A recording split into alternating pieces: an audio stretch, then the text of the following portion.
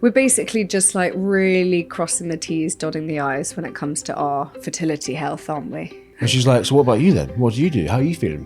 When was the last time you had a wank? And I'm like, Oh, God. I just saw like this like poor innocent person looking back at me and I was like, I can't fucking do this. Hola, ¿cómo te llamas? ooh, fruity. Did you know I could speak Spanish? I knew that you could speak French when you've had a few drinks, but it's been a long time since you've had a drink, so Spanish is new to me. Yeah, well, that's me. I wish I could speak Spanish. Yeah, it's Get me on Duolingo. Spaniards. It's nice to have you back. Yeah. Back in the chair, mi compadre. We're back in the hot seat, Mi bro. amigo favorito. How was your solo ep? Yeah, it was all right. It was a little lonely. Did you have just one chair on set and I one did. microphone? Yes, I had How my brutal own. is that? It was actually, you know what? There's something to be said for just commanding the stage. Oh, yeah. This is Your when you you I really enjoyed it, preferred didn't it. you? Oh no. No, I'm kidding. It was. I You're not. actually felt a little bit awkward at points because it is quite weird just talking to yourself. But we'll see. We'll see how people react to it. I guess it's a bit like the parenting thing, isn't it? Sometimes life's just easier on your own. But I missed you. Doesn't sound like it. Sounds like you had a better time without me. I wanted to say thank you, Ryan, for standing up for me as my partner yesterday when something really embarrassing happened. You're welcome. You and I were together. We had a medical appointment in Camden. It was with an IVF specialist. And we can touch on that a bit later in the app because there were some funny moments that happened in that appointment. But we headed over to Marylebone because we were actually going to be recording an episode of Newlyweds with Jay and Sophie, which I was super excited about. And you know when you have a great morning, like hair's great, outfit's great, makeup's great, like hormones are great, you feel like you're full of the good chat. And it was like everything was going well. We'd been on the motorbike, hadn't been on that actually in a while. It was great. Like we had loads of fun, like buzzing from here over to North London. Appointment was in Camden.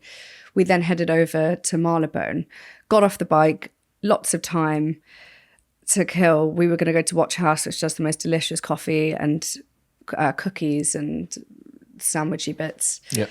Ahead of time. Anyway, I felt something wet down in my pocket.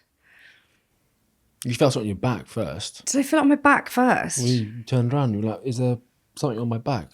Yeah, I thought there was like something wet on me anyway. Clearly like my senses were a bit all over the place. I looked down and I saw like a tiny bit of a wet patch. I put my hand in my pocket and I was like, oh no, I've had a stoma leak.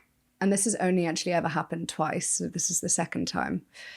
And it quickly was becoming like a really embarrassing problem. And we were stood there in the middle of a really, really busy high street. Well, actually, it was like one street parallel to Marylebone High Street, but a very busy area. The sun was out. And I just actually like froze in that moment and I didn't know what to do. And I'd been on cloud 9 and I'd been in such a good mood and I had such a big gear shift that suddenly I had to get into like, oh, emergency, cover up this big mess that you've just made, like head full of shame mindset.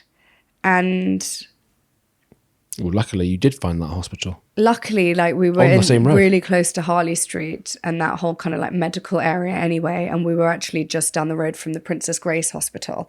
So I literally just got my phone out. I went onto Maps and I typed in hospital and saw that there was one on the road that we were on, which was, thank you, whoever was watching me up top. So we hobbled in there and normally I find because of everything I've been through, I'm so incredibly resilient when it comes to this form of stress. But something inside me felt so different and I just felt so overwhelmed with shame and embarrassment that I couldn't even get myself to speak to the lady at the reception to explain what had happened because I just felt so full of emotion and I felt like I was properly gonna like burst into tears. And I just want to say like a huge thank you to you for being such an amazing partner in that moment, for going over and speaking to the women. And I think you just said, my partner has a stoma. It actually makes me feel a bit emotional talking about it. My partner has a stoma and she's had a leak.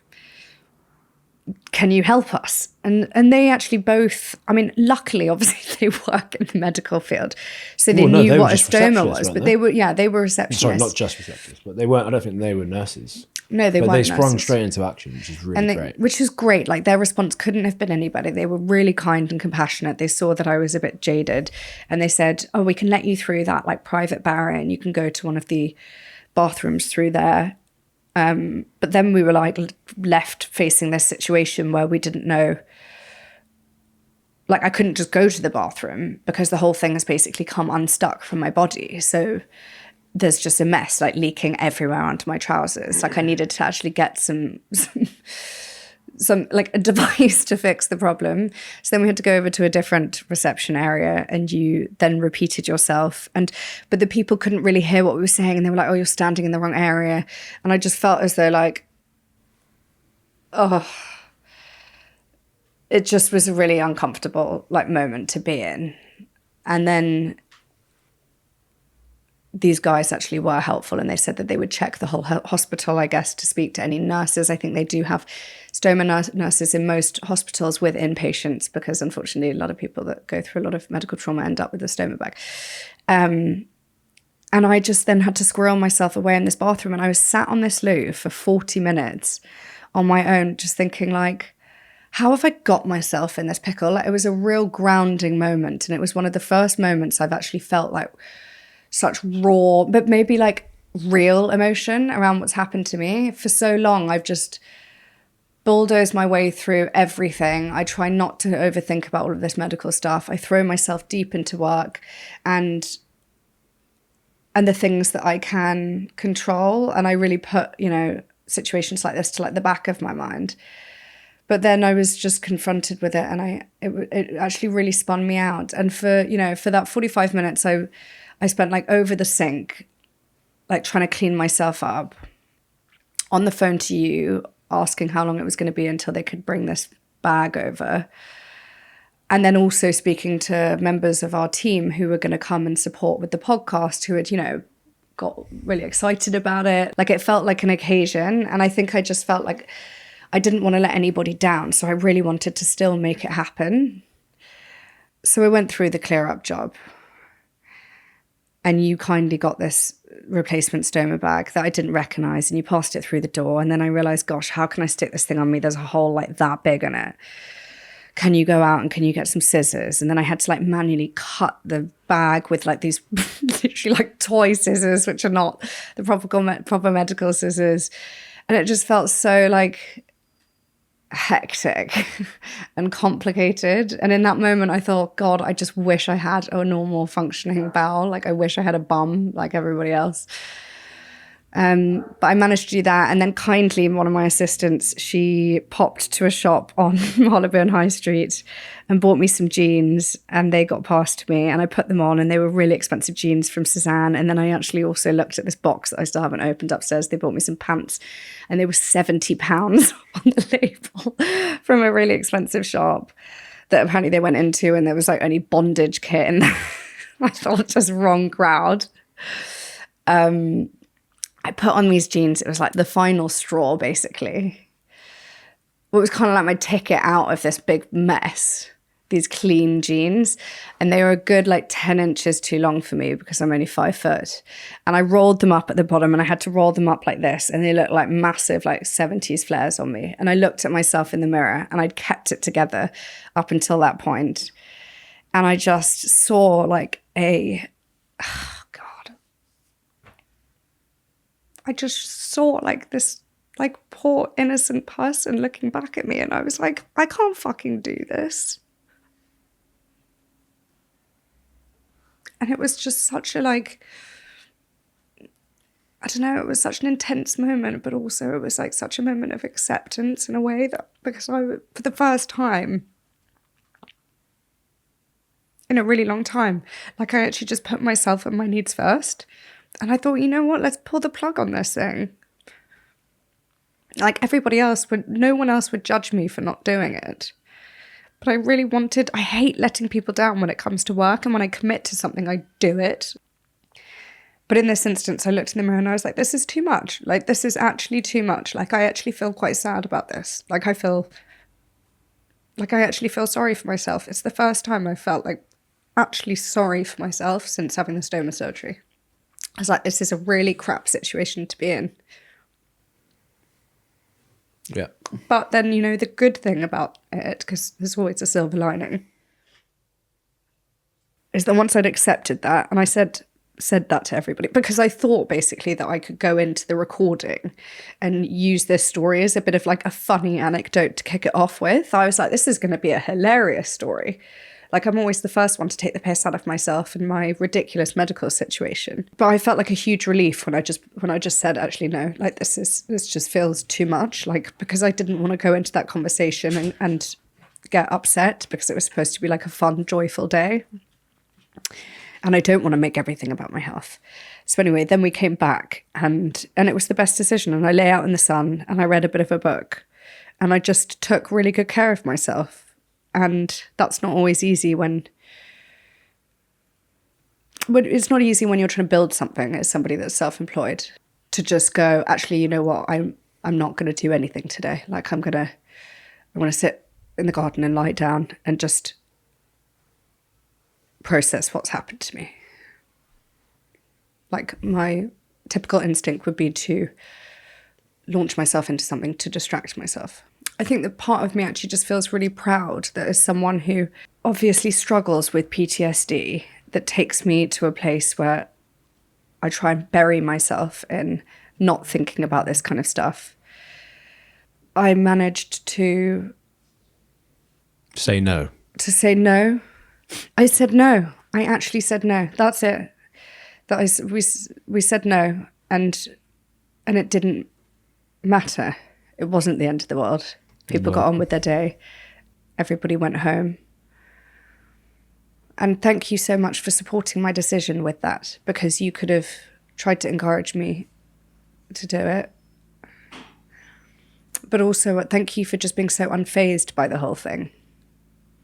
Because I can imagine that as a partner, it must feel quite overwhelming to witness that situation. Mm-hmm. You know, it's not normal to be incontinent in public. It's certainly very taboo to be walking around covered in your own poo. Mm. I think that you handled it really well and you had so much kindness and compassion for me. And thank you for stepping in and for having the conversations with people to try to explain what was happening so that I didn't need to have a breakdown in a public place. You're welcome. And I think, like, this is the kind of thing that we'll be able to laugh about in a month's time. You know, I'm already thinking that there are some... Well, there are some, you know, some reasons why, you know, it could have been worse, right? It could always be worse. I'm on antibiotics. Well, that means that it's not as unpleasant. We were right by a hospital. It was a pretty hairy situation, but we were lucky to find a little solution to get home in one piece quickly. Yeah. But I think you definitely did the right thing to make that decision in your own mind. There's no way I could have continued on if it was me in that situation. Do you think? 100%. I thought for a moment you might have been able to crack on, but then when I saw you looking back in the mirror, I was like, oh, I think that's when I pulled the plug on the whole thing. I just sent the message to, actually, Louisa. What is it about the looking in the mirror, though, that was so triggering? Well, it's not, I don't know. That's a separate thing maybe, but I could just see the way you were feeling. It came at a point where we'd had a lot of medical appointments as well. And I'd also kind of been not particularly well. So it was like the final nail in the coffin for me, just to rest. And the lovely thing is actually Jay sent me such a beautiful message, which did make me feel a lot better. And we've been chatting a little bit. And I do slightly think that these things sometimes happen for a reason, because what's meant for you won't pass you. So there'll be a better opportunity to do it. 100%. The world is going to continue to spin.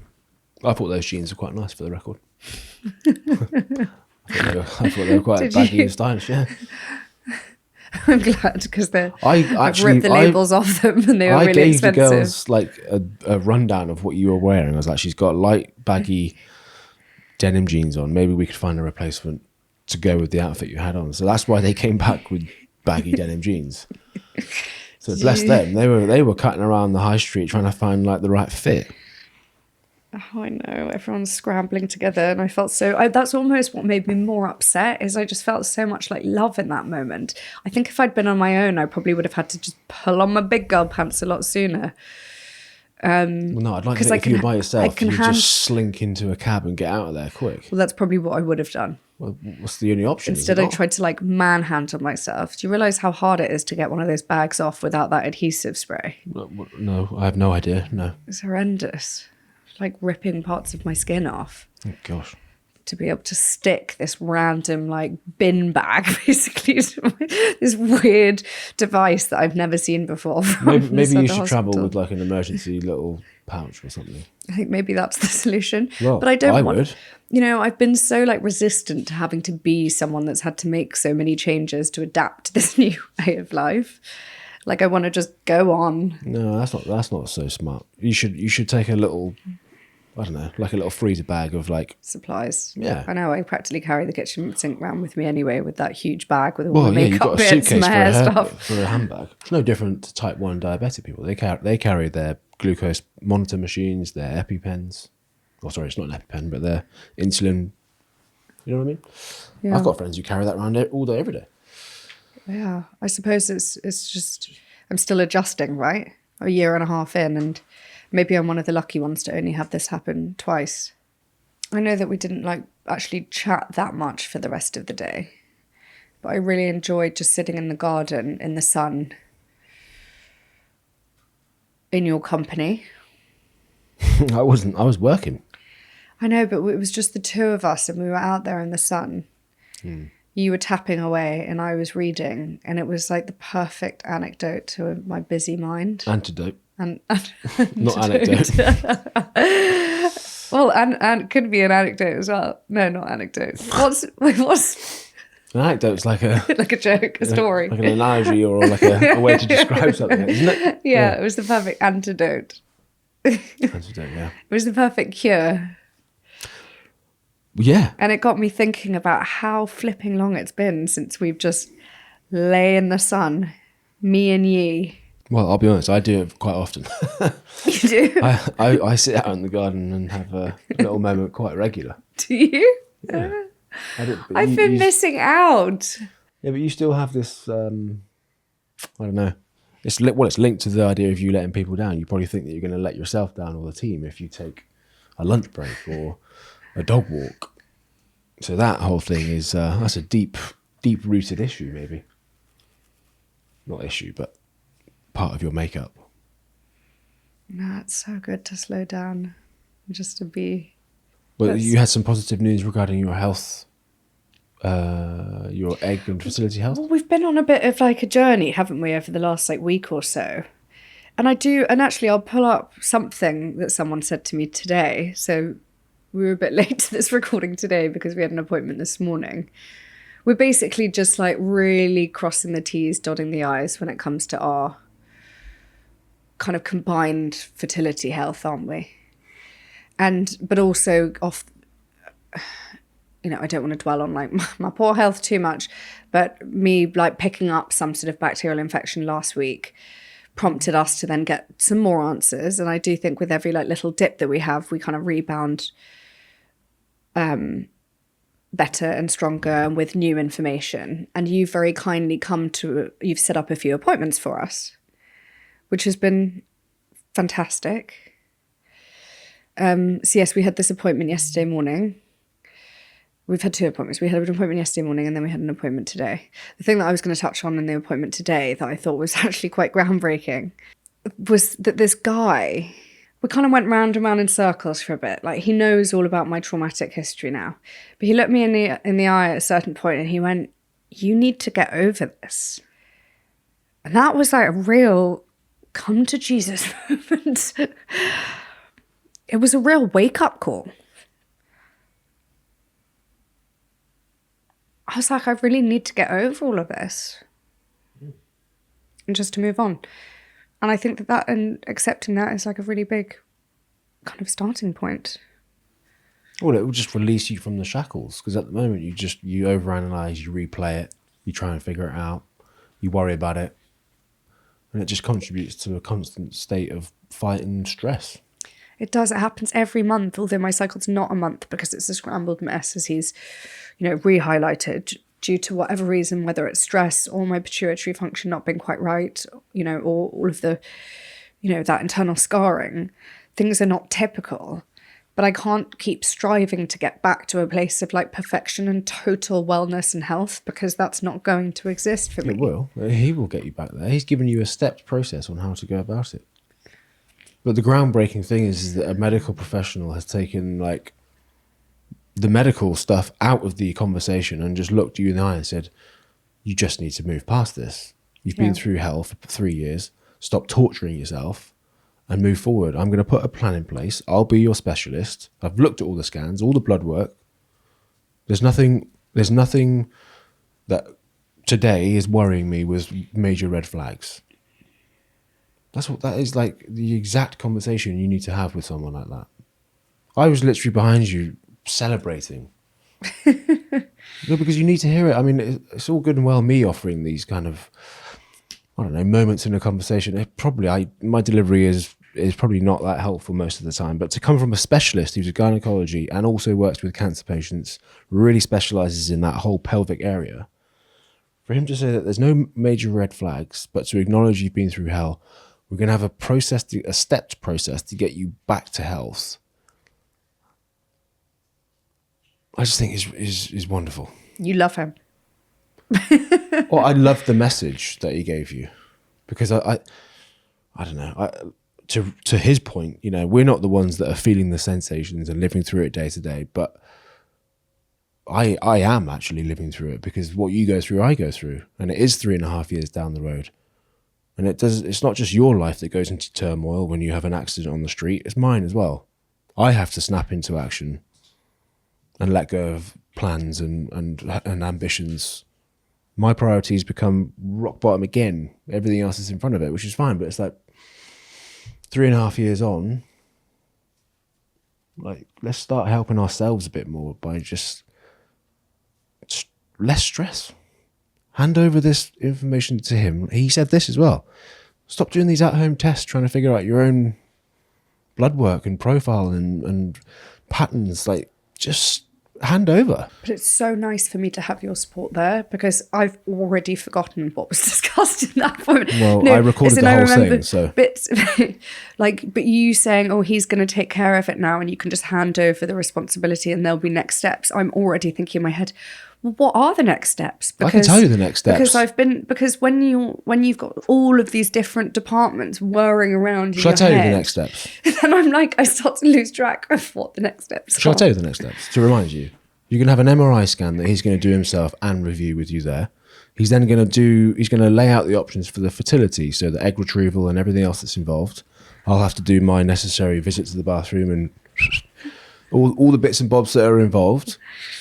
And then he's going to look at your hormonal kind of treatment thereafter, after you've done the egg retrieval process. He's going to find a way to be in the room should you need a further surgery to once and for all patch things up and fix you up. Oh, so he's given you 4 or 5 things that I've just listed there that are like, and he's done it with confidence and very calm about it. He's not worried about it. Oh, it's just so nice to have somebody who cares. To just go, sorry, I mean, you care immensely, but also somebody who has listened to the full picture and who can digest all the information and then go, okay, let's make a plan. Should I tell you what's interesting? Because what's hard is that many times throughout this journey, I've been sat opposite somebody who's just kind of gone, yeah, like, it's all okay. And I've not believed them. Like, I've just not thought they've actually understood properly. I've just been dismissed so much in the past. I think you've been dismissed. I think you've been mismanaged by some specialists along the way, which is very unfortunate. Yeah. But I do think that actually, you do get clouded by the emotion because you're the victim in this. So I think it is important that I am in the room, which is why I've started to steer this a bit more.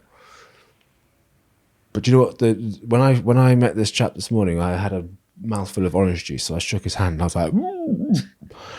At the end, we both shook hands, and at the same time, his other hand hugged my other hand.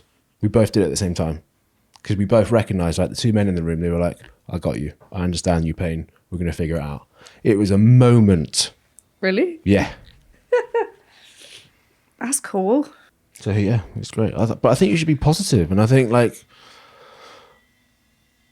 I don't know, a combination of that conversation with the guy there who's a specialist in various departments, your experience on Marylebone High Street, for me, it's all like an indicator. And actually, you said before that you were exhausted after solo parenting But that's the and thing I handled. workload. Like you just need to relax, stress less, hand it over to the specialist. Accept where you're at with the stoma. If you have to take a little additional handbag in the larger suitcase, which is your handbag. Then like just relax. Like if you want to sit outside and have a lunch break, or not even a break, just sit outside and work from there, and tell the girls to either do the same or work off site or whatever it is.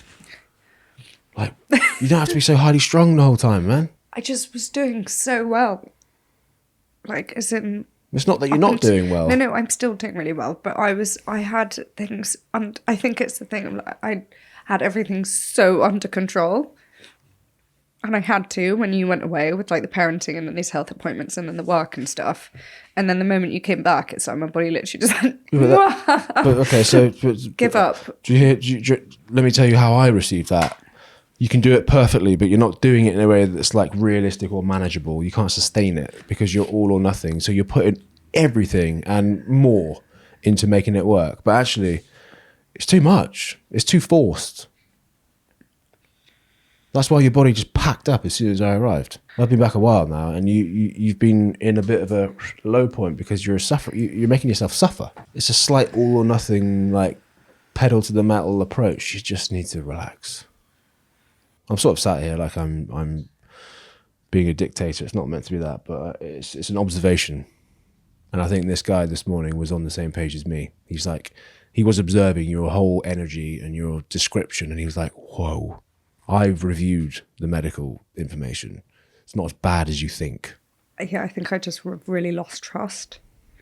Which he acknowledged, by the way. And he's like, I am sorry for that. But I'm telling you now, to use your ovary as the example, it's still functioning as a healthy ovary. Yes, it might be strangled by scar tissue, but it's still doing its job. So the pain you're feeling is not because you've got ovarian cancer that you might think you have. No, I don't think I've got ovarian whatever. cancer. You know what I mean? Like there are times where you go into a hole of like complete dismay and panic. Yeah, because I'm left to read an MRI. No, you're not meant to be reading the MRI. Well, if you are, like, just you. I also found out that you have this guy on WhatsApp. Fuck me. I have a private doctor. I send him pictures and all kind of voice notes. Do you? Of course I do. Do you? Well, I don't go onto Google. I go to the specialist direct, and I'm like, "Can you help me out here, bud?" I've never had that kind of person that I felt that I can lean on like that. So to potentially have that feels really groundbreaking. You just did it again. I mean, remove the word potentially. You do have it. The guy said, "I've sent you a voice note, but you haven't replied to me." Because I feel like I can't bother people. Okay, well, listen, should we get a therapist in here? Because I'm trying my best here to get through to you. Can I message him? What am I going to message? Oh, here, look at all of this discharge coming out of my vagina.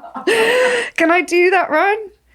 Can I do that? The guy's a gynaecologist. He said to you straight up, he's like, I deal with people who are a lot sicker than you are. So that suggests to me that he's seen and had to deal with some real situations there.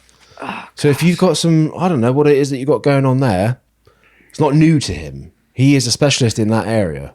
I feel it's just the difference between men and I don't know what's happening right now. Is this just like a male? I feel so relieved. I need to cry all of this torture out of me. Thank you for being my therapist, Ryan. I need that tissue back. It's my comfort blanket. Pass it back to me, please. Give me my tissue. Yeah, and then we start talking about like PMS and stuff. And he's like, yeah. He basically, I just can tell now that he just thinks that I'm crazy. No, it doesn't. No. It's important that you understand that he doesn't think you're crazy. He acknowledges the context and the story and the torture you've been through. That's why I'm such a fan of him, because he acknowledged it from the first step. Yeah. But then he gave you the up-to-date current facts and his view on it and what to do next. It's very, very impressive what he did. Is it? Yeah. from my perspective, yeah. I love that, like, man-to-man camaraderie. Yeah, but I just hope that you listen to it, because you sure as shit don't listen to me. You throw tissues at me and just... I do I should be a listen to you. fucking gynaecologist at this rate. The amount of stuff that I'm soaking up in these You're conversations... not getting any. Mate, I should You're look so at far vaginas away all day. from vagina. I'll be like, I know exactly what's wrong here, love. Really? Yes. I've sat in so many meetings about vaginas at this point. Have you? Yeah, and buttholes and just... Oh, God. I should be a doula, like a gynecologist meets doula. Like, I'm in the room to support and just like speak to the bloke and the woman and be like, oh, listen, I should be a vagina doula. What's the other word for a doula? No, a vagina doula isn't a thing. A doula but- helps somebody give birth Yeah, in a so- lovely, calm environment, which Right. we certainly... So I'll- you certainly weren't that person. I'll be at the I'll be the time. Why gynecologist. don't you train to be one? That could be quite a freeing... I am trained. I got skin in the game. That could be a freeing turn of events, couldn't it? Why don't we go and create a doula sanctuary? Like a big old doula facility. I am the doula on this podcast. I feel like I'm in the wrong field. I need to stop training to be a doctor. No, you don't. I'm too emotional. I wouldn't be able to take a blood test. Well, I had a blood test yesterday and it was horrible. Let's talk about that. Let's talk about you. Let's talk about why you didn't want to spunk in a cup yesterday morning. So we also had an appointment yesterday. No, let me explain. Why? Because I orchestrated this appointment with the help of our friend, Okay, thank you. thinking that this was going to be like a really constructive meeting about your health and getting some scans, tests, updates, where are we at, where are we going. So I'm sat there like half in the room, but like also thinking like, well, we need to be at this podcast in like 45 minutes. She then swivels her attention straight on me and she's like, so what about you then? What do you do? How are you feeling? When was the last time you had a wank? And I'm like, sorry. She didn't say wank, obviously. She's like, when did you ejaculate last? And I'm like, looking at Louise like, you need to help me out here. do I say the real answer or do I like just dumb it down and be like, a few weeks ago? He literally looked at me like dumbfounded. Panicked. You looked at me and you were like, you lost your brain. It was evaporated from your I skull. was like, where do I go from here? And then I was like, why are you looking at me? Like, if you cheated on me, like, are you lying? You get about to get rumbled for something? I was hoping you would step in and be like, let's probably not focus on Ryan today. Oh, but I Yeah. didn't know whether you were like, oh, Louise, can you remember when you had last ejaculated? Oh my God, I can't believe I said that word. Yeah. We need to put a trigger warning on this episode so that none of our parents watch this. She wanted me to go to the little boys' room that day. And I was like, I'll be honest with you, Doc. I've got to go from here to a podcast in 30 minutes. This is too much for me And right I need now. all the cojones I've got. And then she was like, do you want to do the blood test? And I was like, not really. And then you both were like, just do the blood test. Yeah, we both So then did. I had to go for a blood test and a wee test. Which, by the way, I hate needles, so that wasn't that great. Yeah, Ryan was doing everything in his power to duck out of it, but I thought, like, if we're already there, we might as well get it done. So I was very proud of you. Well done, because you did have the blood test. Well, He pulled out of doing the spunk test. why do you keep calling it that? I don't know, what would you like me to call it? Go to the little boy's room. Like she didn't say spunk test, did she? In the meeting, All right, well, she did show us the do you know sperm how tags, easy though. it is for a guy to... I think that this is actually like a bit of a... Is it a personification? No. This isn't... No, don't say it because that's going to be insensitive. Men, I told you before, Yeah. a million different conversations every day that women don't know about. So don't be like, oh, bloke's got it easy. All you got to do is wank into a cup. No, fine. I won't, because obviously men struggle mentally with a lot of issues. But with this particular issue, for a man to freeze his manhood and his potential, like, offspring, you can just pop into a bathroom for 5 minutes and get it done. And they can freeze that like magic potion. You've got like billions of sperm in there. And you just slide that into a freezer, done, like that.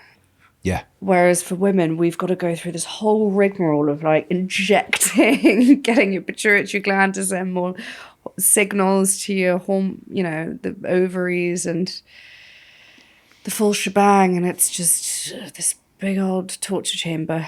Men know that. That's And then why you we don't often even- say, like, wouldn't want to be a woman. It's because of moments like that. You got to deal with so much more admin. We just got an external hose that just... Yeah, and you don't really have the shelf life problem either. Oh, I feel so much better for having a good cry. Can I just thank you again? I feel like I'm constantly thanking you today for allowing me the space to cry without judgment. Because I really needed to get this out of my system. I felt like I've had a little rain cloud sat up here. And I've had moments where I've been like teetering on the edge of crying and I've really like held it back because I want to be strong. Or I've like had a little mini cry and then my brain's just shut it down and I've dissociated and I've gone numb and I haven't like been able to let it all out. So this feels so good. When was the last time you cried? In the Sahara Desert. Did it feel good? Did it feel good? No, probably not at the time, no. But probably afterwards it was quite necessary. I feel like you've come back with such a spring in your step and you've been you just look really well. You're like exuding this really positive, healthy energy. And it's been really nice to see. Thanks. And I can see really good things happening around you. Where are they? Up there. Well, like I've been eavesdropping on a few of your work calls. Yeah, I don't know. Why do you do that, by the way? Well, no, if I'm in this room and you're in that room. No. I had one in that kitchen and you were like hovering by the fridge. No, I wasn't. Made a bagel. And then you're like, oh, I'll make a tea. And I'm like, most people would just be in and out and be like, I'll catch him after the call. Because I like to see you like busy doing the good stuff. And it sounded like a really exciting call. You're pulling lots of good stuff together. Do you find as a guy, is it like, do you get overwhelmed watching me cry? Sometimes, yeah. Because I know in the past you used to really hate it. It's the intensity of the emotion that I can't or didn't used to fully understand. And that's probably the same reason why, like this morning, for example, Leo's apron wasn't long enough to cover his shorts. And it turns into like a real like outpour of emotion. I'm like, I don't know how you got there. This is such a severe response emotionally. What the hell's going on? What with Leo? Well, that was the example for Leo, but seeing you cry, I'm like, wow. Well, yeah, I mean, there's that, but then there's also that you don't really, I suppose the change in my approach to it is, I used to view it as this person's in pain. I don't really want to see it. I can't bear the thought. To actually, this is a person who is almost opening the valve and that pain's leaving. So it's become more of like let me try and be patient with this and let it run its course. That is exactly it. I think when I was younger, if I saw my mum cry, I would want to cry myself because I'd be like, oh, this person's in pain. Well, actually, it's almost like a relieving experience. It is a valve. Not quite there yet with Leo. I'm like, dude, what are you crying for again? This is not valid. Your shorts look great. People listening might start to feel a little sorry for you. I see around all these tears. No comment.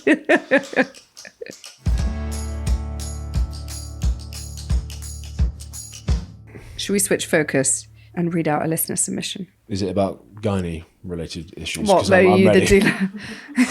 She said, my partner is lazy. Hi, Louise and Ryan. Firstly, I'm a huge fan of you both and the podcast. I listen every week while out on my run. Cheers. I have a dilemma in my relationship that I'm hoping you can help me with. I'm happily engaged and my fiance is amazing in so many ways.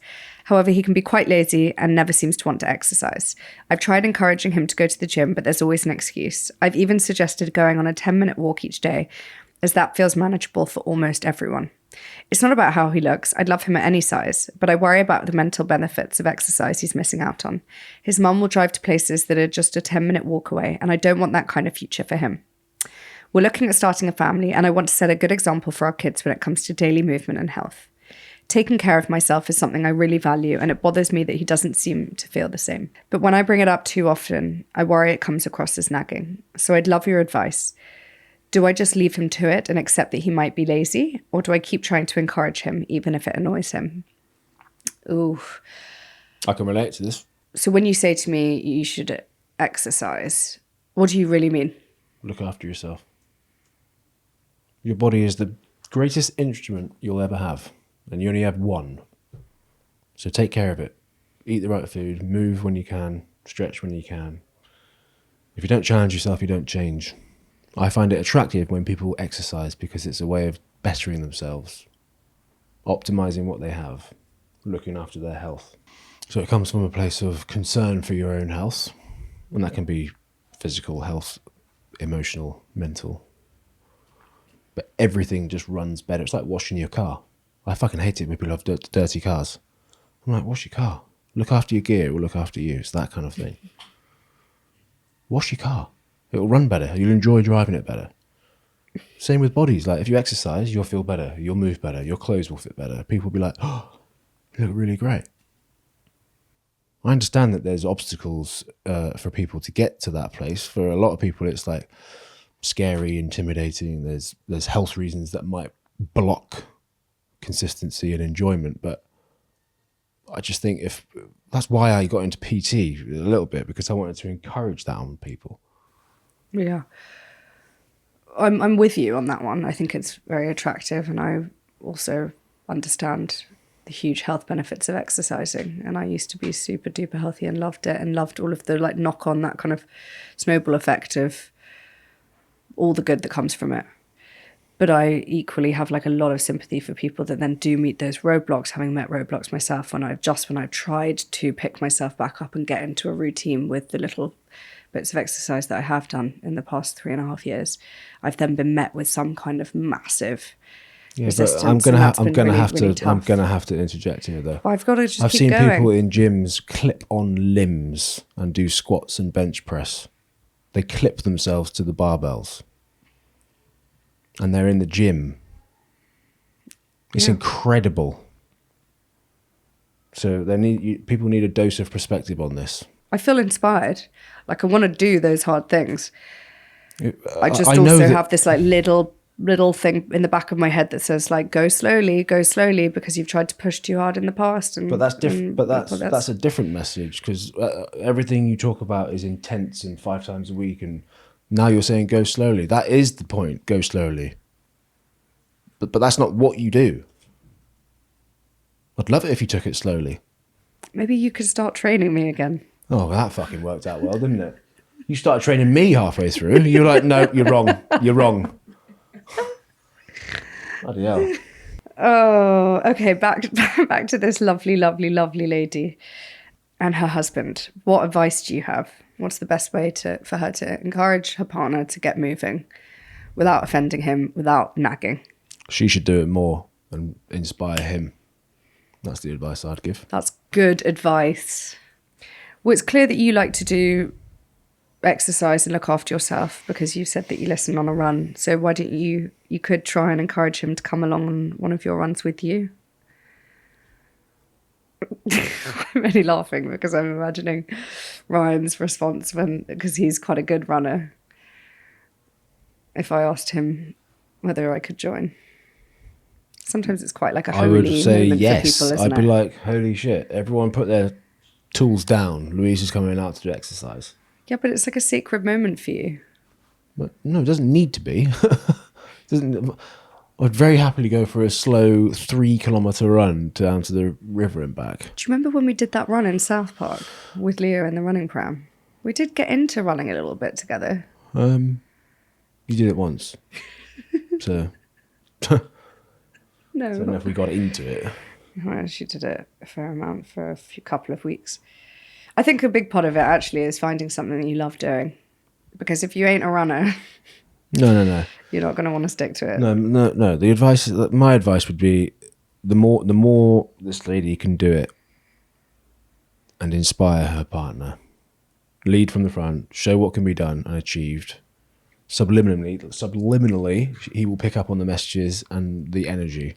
I've seen this happen many, many, many times. And in fact, you could say it happened with us. You didn't know what a gym was before you met me. And did I force you into a gym? Or did I impress any? No. After a while, you were like, this looks kind of cool. I'm going to start doing it. And then you fucking hit Women's Health 3 times back to back. And I was like, shit. Maybe I just wanted to hang out with you. I see it was the only way I could. No. There was a change, and it came from the environment and culture around you. So she has a responsibility. Rather than nagging, just keep doing what she's doing and it will work over time. Thanks for listening. Yeah, thank you guys for listening. I hope if there was anyone out there that's been through anything highly embarrassing in the last month, that you feel slightly less alone, because I was pretty humiliated yesterday with that stoma leak. But I'm sure I'm not the only one out there. Certainly very humbling, isn't it? I think we've got to get to a point where we can talk about it and laugh about it. I forgot to tell you about this, by the way. On the start line of day 2 of the race, 1,000 people on the start line, I'm in amongst it. I took about 10 steps, desperately needed to go for a poo. Do you know what I did? This is what everyone was doing, by the way. Literally just like stepped to my right about 5 meters and squatted down and just shat. And people were like, fair play. What, you're next to people? People just marching past, and I was like, I'm so sorry. This is so unlike me, but this is where I'm at with things. And the person that I shared a tent with, or one of the persons, she was like, such a funny moment, but like, fair play. Well, you literally just bopped a squat next to other people. Yeah. What, did a poo? Yeah. There's nothing but like just sand. So there's nothing to block the view. I guess otherwise you've got to like take a trajectory off course to find somewhere to then get back on. Yeah. Didn't Paula Radcliffe do that? I did a Paula Radcliffe. You are Paula Radcliffe. I saw a clip on social media of a triathlete female who's, I told you about this. She's running, and you know the motorbikes with the cameras, they like track the athletes. She turns around, she's like, can you not film my bum because I just shat myself? And I'm like, I look at these moments now and I'm like, fair play, we're all human. Like, we all go to the loo, do you know what I mean? So in that moment when I'm shitting in the desert with all these people just walking past, I was like, this is it. Why didn't you tell me that story yesterday? Well, because I was in your turmoil. I was focused on you. But there you go. I've just met your level of embarrassment with that story. I've probably got a photo. Carlos has probably got a photo of it. I only got photos of your bum from that trip. So yeah. Anyway, we'll see you next week for a different kind of conversation, maybe. Thanks for listening. If you enjoyed this episode, please do give it a 5-star rating and maybe a cheeky share. Share it with a friend or a family member or someone that you think needs to hear this. And the full videos will always be available to watch over on YouTube, so make sure to subscribe over there too. It's been both humbling and inspiring, hopefully. See you next week.